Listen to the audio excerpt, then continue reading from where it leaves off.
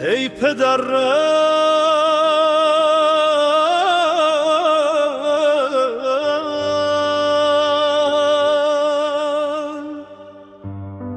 ای تکیه گاه خسته جانم،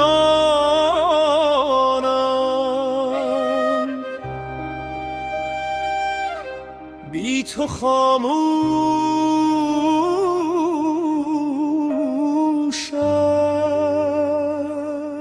است شمع آشیانانم،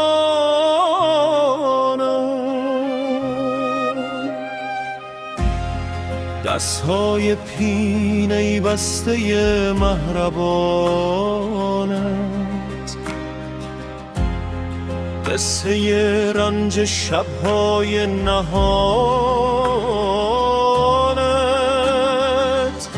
زیر بار قصه خم گشته بودی،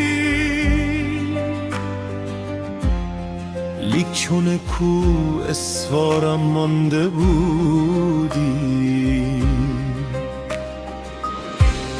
چشم تو دریای آرامش به قلبم،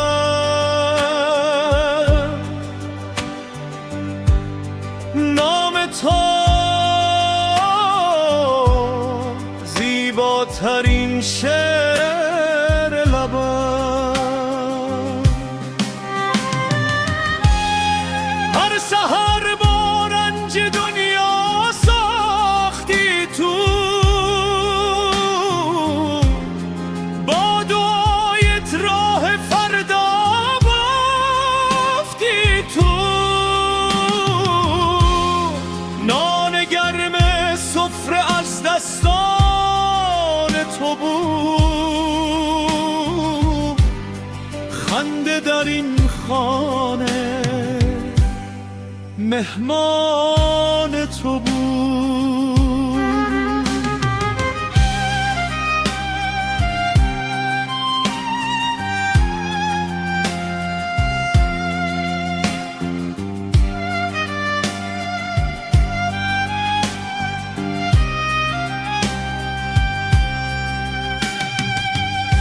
ای پدر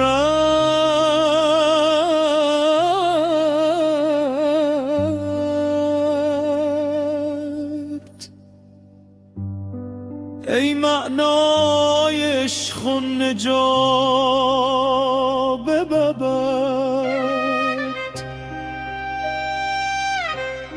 ای صداقت،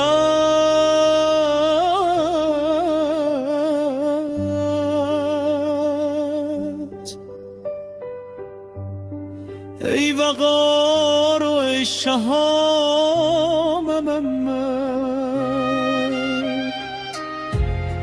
گرچه موهایت سفید از رنج دنیا، مانده عطر مهربانیات چه زیبا. کاش روزی عطای جبران کنم من،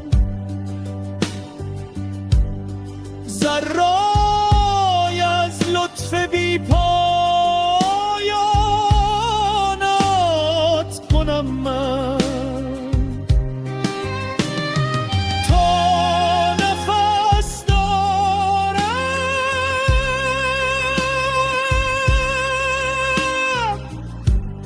دعایت می کنم باز،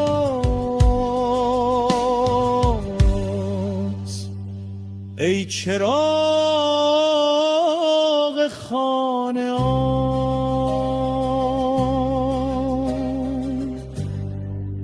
ای سرفراز